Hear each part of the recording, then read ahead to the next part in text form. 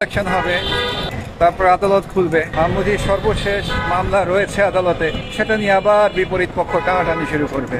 একজন বাবা হয়ে তার নিজের সন্তানকে আগলে রাখার জন্য কতই না যুদ্ধ করতে হচ্ছে, কখনো আশার আলো আবার কখনো অন্ধকার। দর্শক, বলছিলাম বাবা ইমরান শরীফের কথা।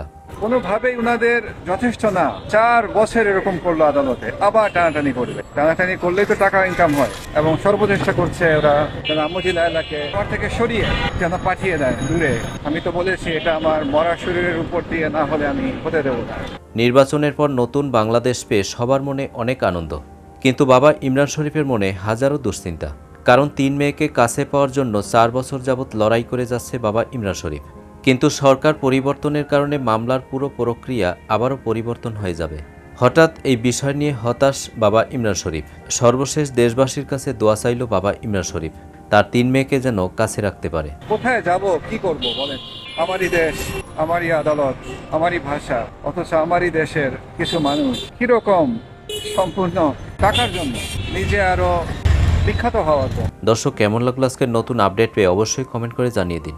আর ভিডিওটি যদি ভালো লাগে আমাদের চ্যানেলটি সাবস্ক্রাইব করে আমাদের পাশে থাকুন। ধন্যবাদ।